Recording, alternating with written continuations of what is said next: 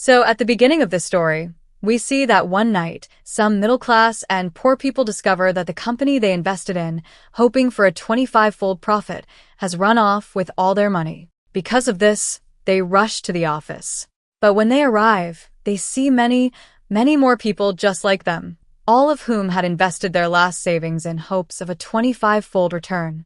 The owner of this company was a man named Zhang, who had fled with their money. Then we see some families blaming one particular man for everything. They claimed they had invested their money in this company because of his recommendation. However, that man had also lost everything, having invested his own money. He couldn't offer any explanation. But since everyone was blaming him, he couldn't bear it and jumped out a window, committing suicide. Afterward, we learned through news channels that over 3,000 people had invested in this fraudulent company.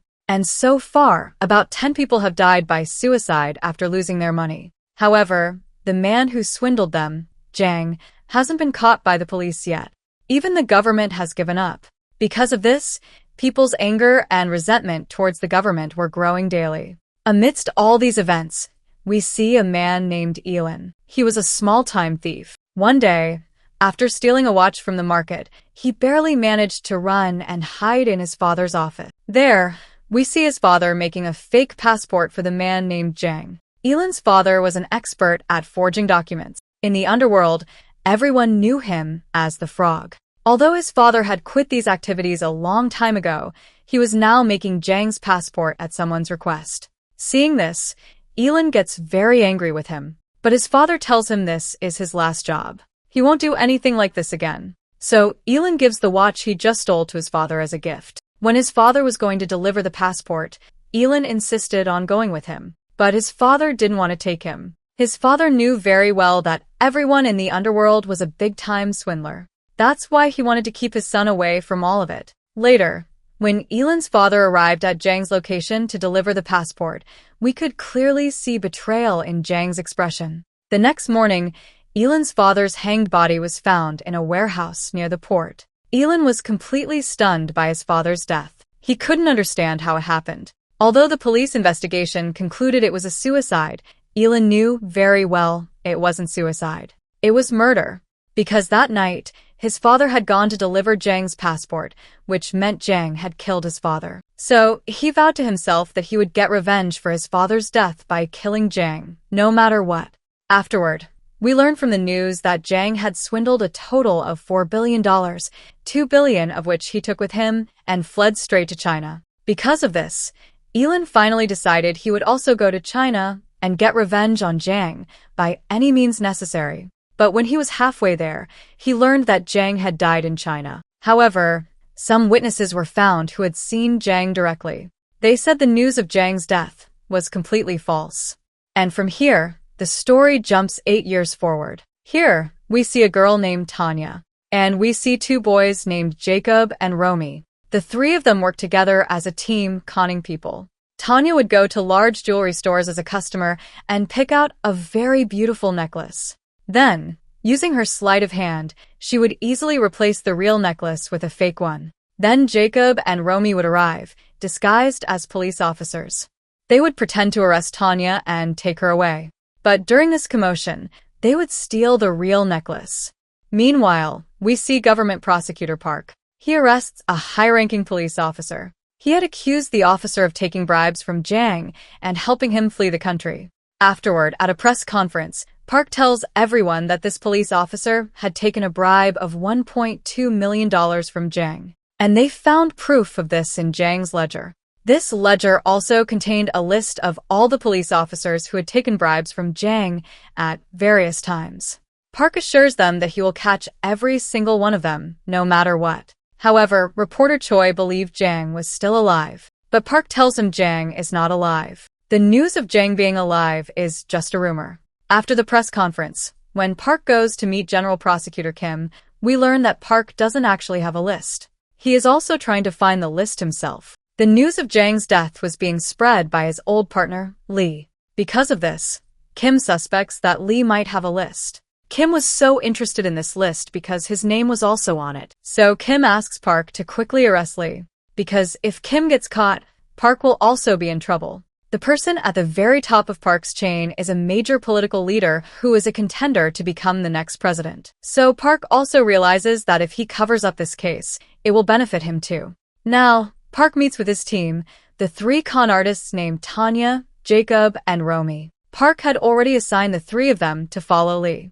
And since Romy was a tech expert, he presents Lee's entire biodata to Park. He tells him that Lee was jailed for 3 years for working with Jang. But after getting out of jail, he was involved in minor crimes.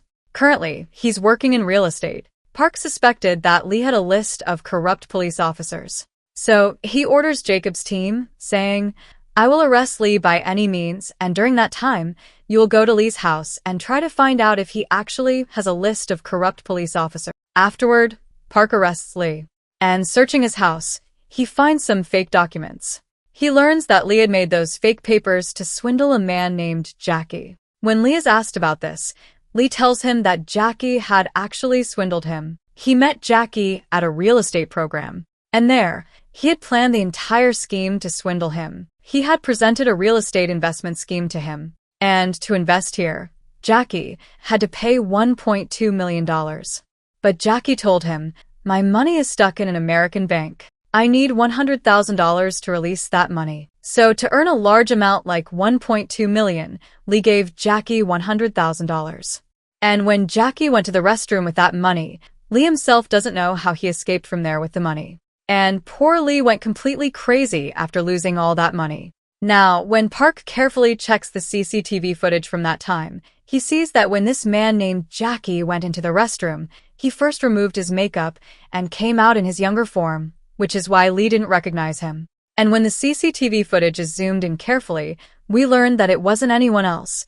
It was the thief named Elin, the one who went to China 8 years ago to kill Jang. And as soon as Jacob sees Elin, he clearly recognizes him. And he tells Park, "This guy, Elin, is such a scoundrel. He cons all those swindlers who con people. He even conned an experienced swindler like me." And Elin repeatedly uses masks to change his appearance, which he is an expert at. And then, when they get Elin's car number from the CCTV footage, they also get Elin's home address from the car's registration. Afterward, when Park and Jacob quickly arrive at Elin's house, they see that Elin has already fled from there. And then, through Romy, Park learns that Elin is trying to escape in his car. So they also start following Elin's car in theirs. And at one point, they cause an accident and finally arrest him. In the interrogation room, Park learns that Elin also searched Lee's house. So he asks him, "What did you find when you searched Lee's house?" Park was afraid that if Elin got his hands on the list of corrupt police officers, everything would spiral out of his control. That's why he asks Elin, "Why did you decide to swindle Lee?" Then Elin tells him, "I just wanted to get to Jang." But after hearing this, Jacob tells him, "Jang died a long time ago." And then Park also says, "Yes, the news of Jang being alive is just a rumor." But then Elin tells them, "I met him myself 4 years ago. Jang isn't in China, he's in Thailand. I went there and found him with great difficulty. I even went inside his house.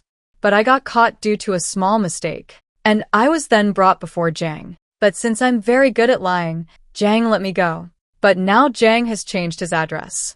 Nobody knows where Jang is anymore." And then Elin tells Park, "I want to meet Jang because I want to avenge my father's death. I want to kill Jang." And when Park cross-checks all these matters, he learns that Elin did go to Thailand 4 years ago, and his father had died by suicide 8 years ago. And then, on the other side, the corrupt politician named Donald starts his election campaign. And after this campaign, he meets all his corrupt friends, including Park. But here, Park tells all of them, Jang isn't dead yet. He's still alive. And if he gets caught, all our misdeeds could be exposed. Hearing this, everyone gets completely scared, because they were all involved in Jang's case.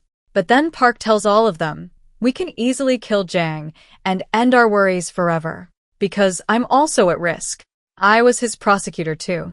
However, Donald didn't want any major trouble during the election, so he orders Park to kill those who claim they've seen Jang. But after hearing this, Park gets very angry and walks out. And he goes straight and shakes hands with Elin. He tells him, "Let's find Jang together." But Elin puts only one condition before him. He says, "If we find Jang, I'll kill him with my own hands. Afterward, the whole team starts planning to catch Jang. But to catch Jang, they first have to befriend Lee. But to befriend a thief, you have to be rich. So with Jacob's help, Elin presents himself to Lee as if he's a very wealthy millionaire. He has a casino business where millions of dollars are illegally transacted.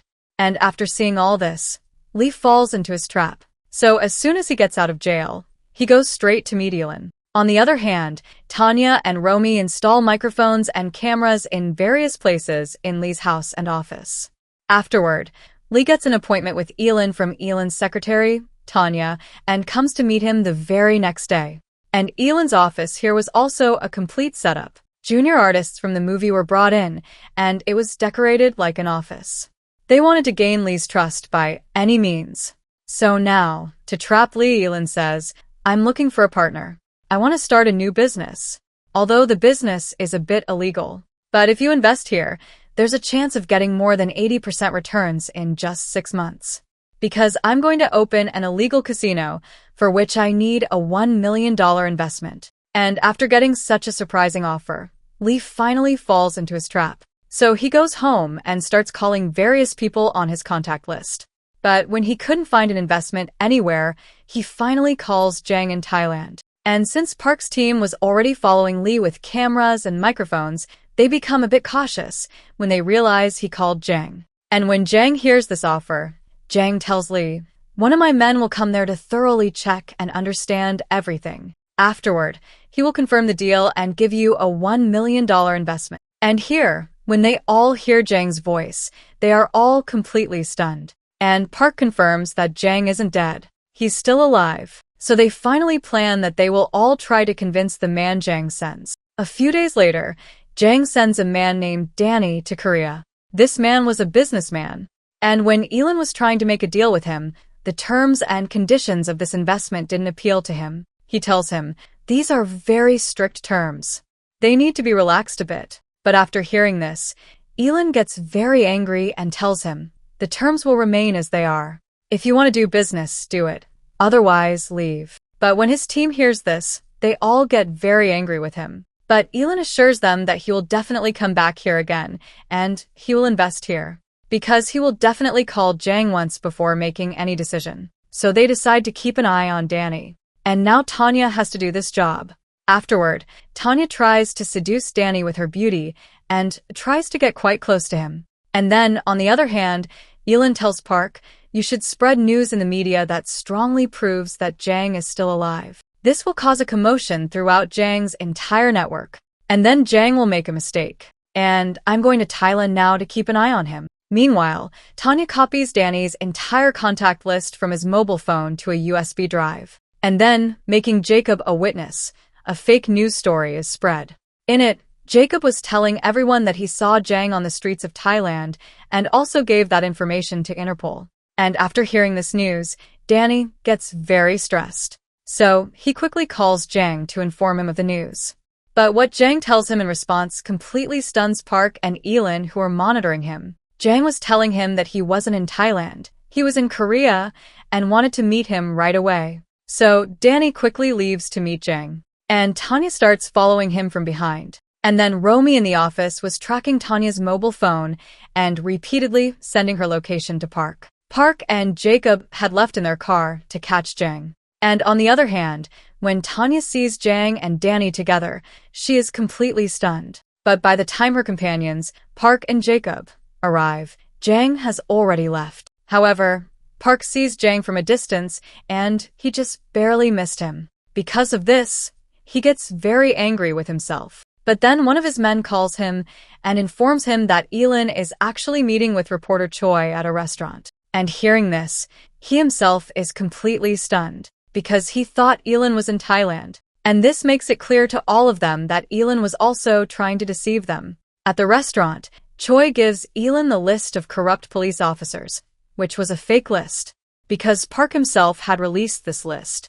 And then Choi clearly tells Elin the real list is only with 2 people. One is Jang, and the other is Park. And then, on the other side, Park also learns that Elin is looking for the list of corrupt police officers. because if he gets the list, he will be able to find out who gave his father the job of making Jang's fake passport. Park and his boss, Kim, had given Elan's father the job of making Jang's fake passport. And on the night his father was killed, both Park and Kim were present, and the plan to kill Elan's father was Park's. Afterward, Park calls Elan and tells him to come to Korea quickly, because Jang is in Korea now. So when Elan arrives here, he gives him a gun and tells him to kill Jang. And then he also gives Jacob a gun, so he can kill Elan. So then we learned that since they had recorded all of Danny and Jang's conversations, they learned from that Jang would meet Danny again next Sunday. So the next Sunday, they start following Danny. And Danny also goes to a place to meet Jang. They were all following Danny's every move. Afterward, when Danny enters a restaurant, they also follow him to the basement of that restaurant. Jang and Danny were meeting in a secret room here, and they were waiting outside to kill him. Since they had fitted a recorder inside Danny's suit, they were listening to all their conversations from outside through it. Inside, Jang tells Danny that he has come to Korea with a plan to launder $300 million. And when Park hears $300 million from his mouth, greed arises in his mind, and he plans to seize the money from Jang. So he tells Elan to cancel the mission. But Elan was not willing to cancel the mission, because money had nothing to do with him. He wanted to kill Jang by any means. So Park is forced to order Jacob to knock Elan unconscious. And with a gun, Jacob knocks Elan unconscious and takes him away from there. Afterward, Park goes straight to meet the counselor, and he makes a deal with him. He tells him, if we can get $300 million from Jang, you can easily use that for the election campaign. If you become president, then you will promote me to the position of district chief. He was demanding such a position that would allow him to take unlimited bribes. So the counselor finally agrees to his terms. Afterward, Park comes and meets Elan and tells him, first, we will get the money from him. Then, he will be killed. But Elan was not agreeable to this plan, so he goes out alone to kill Jang. But then Park tells him, if you follow my plan, I will give you the list of corrupt police officers that you wanted to get by meeting reporter Choi. And through that, you wanted to spread it to the whole world. And after hearing this, Elan finally agrees. Afterward, the next day, Danny comes and meets Elan. And he tells him that he wants to cash the $300 million cash deposit certificates. And after hearing this, Elan comes inside and makes a deal with Park. He says, I also want a commission here. So Park agrees to give him 30%. But then Elan tells Jacob, Tanya, and Romy, you can keep all of this 30% money for yourselves. Because I don't need money. I only need that list of corrupt police officers and Jang. And after hearing this, the three of them are completely stunned, because 30% means $90 million. So afterward, Elan goes and tells Danny that he is ready to help you convert these cash certificates into cash. So he gives him $300 million in cash certificates. But there was a twist here. The twist is, to get the remaining investment, they first have to cash these certificates. Now, Park definitely has to do this job, because the other members here have never even dreamed of so much money. Afterward, Park quickly raids Danny's office. And Danny gets very scared during this raid. So he gets ready to quickly convert the remaining cash certificates into cash. And for this success, Park gives Elan a small list of corrupt police officers. It was a list of only minor police officers. And upon receiving this, Elan sends it to Choi. And Choi quickly prints these in the newspaper. And when all the corrupt officials were being caught one by one, the high-ranking officers got very scared. And when Kim sees this, he gets very angry with Park. But Park was angry with Elan, because Elan had printed this list directly in the newspaper. But then they get news that Danny has suddenly gone underground. Nobody can find him, so they get very scared, because their $270 million was still stuck with him. So they go to the basement of that restaurant to look for him there too. But they don't find anyone here either. So Park gets very angry with Elan, because Elan printing that list in the newspaper might have caused Danny to flee from here. And just then, Danny's call comes to Elan, and he tells him, tomorrow I need $30 million in cash. If I get this $30 million in cash, then the next day I will give you the remaining $270 million cash certificates that I have. So now, after hearing all this, Park tells Elan to say yes. And then he goes to arrange this $30 million by meeting all his corrupt friends. But nobody was willing to give so much money. Instead, they were making fun of Park. But after hearing all this, Park gets very angry with them. And he tells them, "I'm not going to clean up your messes my whole life. If you don't give the money, I will print each of your names in the newspaper tomorrow." Hearing this, they all get very scared. Afterward, the man named Lee, who had been claiming to be Jang's man all this time and even had Jang's contact, gets caught by Park. And after learning all this, when Park starts torturing him, Lee confesses everything to him. He says, "The man named Jackie paid me to spread this rumor," meaning Elin paid him. And after hearing this, Park is completely stunned. Meanwhile, Elin gives Danny $30 million in cash and takes $270 million in cash certificates from him. And he tells him, "I will make this money available to you by tomorrow."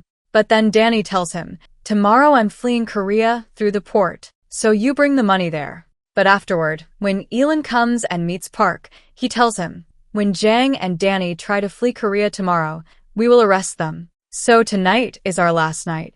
But after hearing all this, Park gets very angry and straight up arrests Elin. Afterward, at night, Danny goes to a secret location. And Park's men were following him. Park believed that Danny would first go to Jang with the money. So Jang must be at the secret location he went to.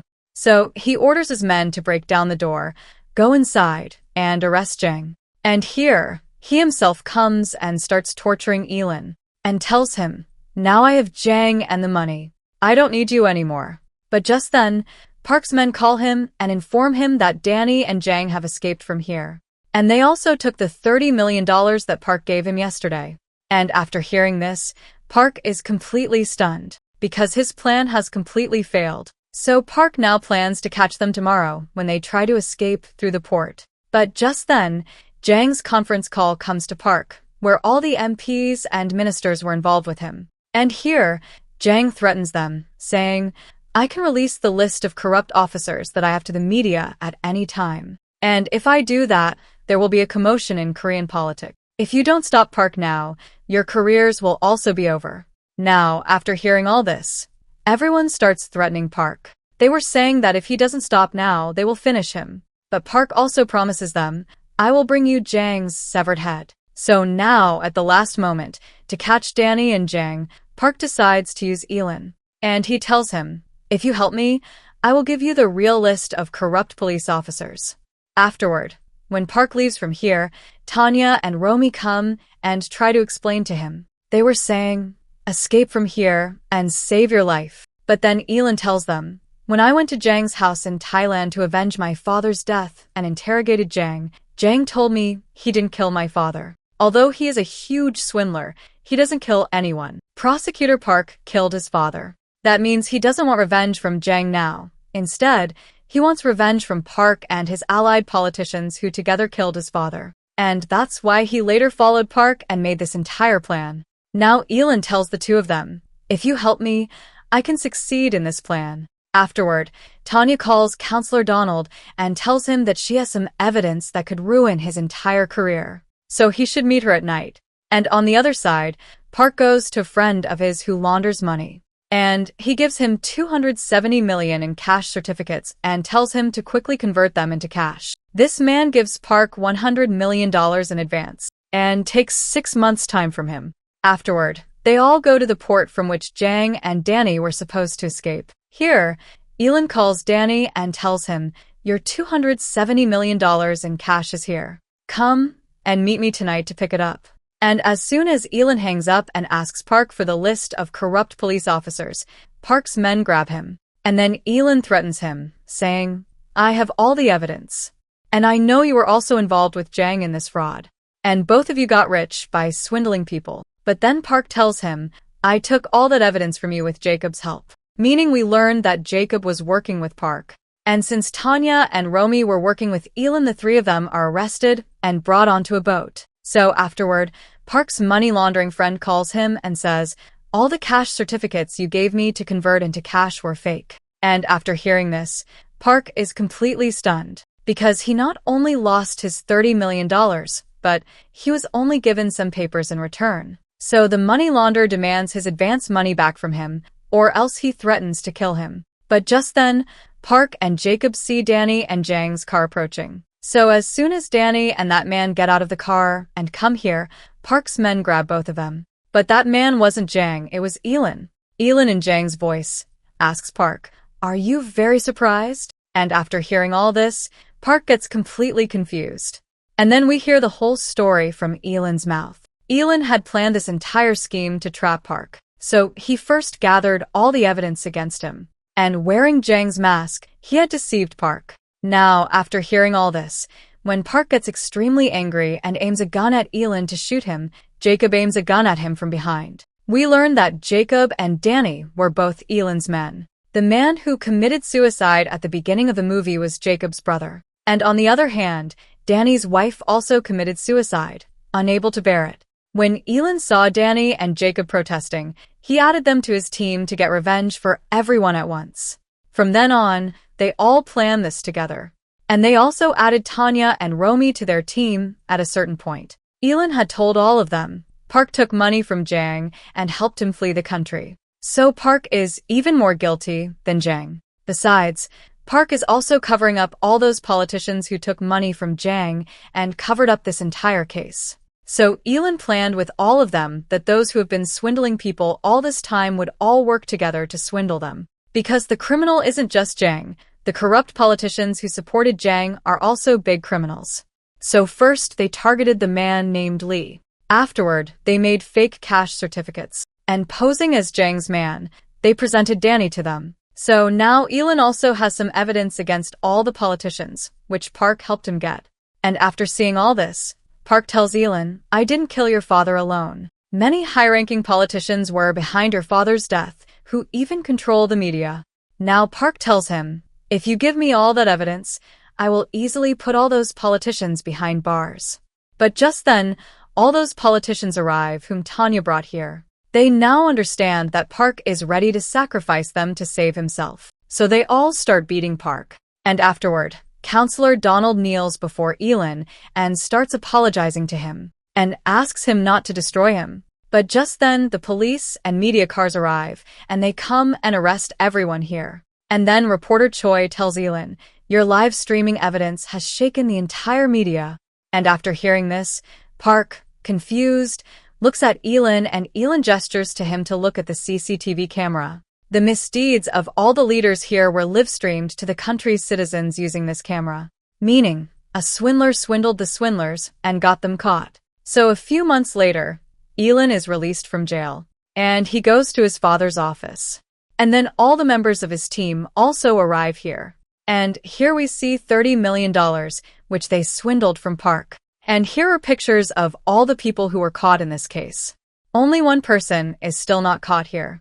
That is the mastermind of all of them, Jang. So Elin's team tells him, "Use your mastermind deception to come up with a new plan to catch Jang." And after hearing this, Elin smiles slightly. And at such an interesting point, this entire movie ends here.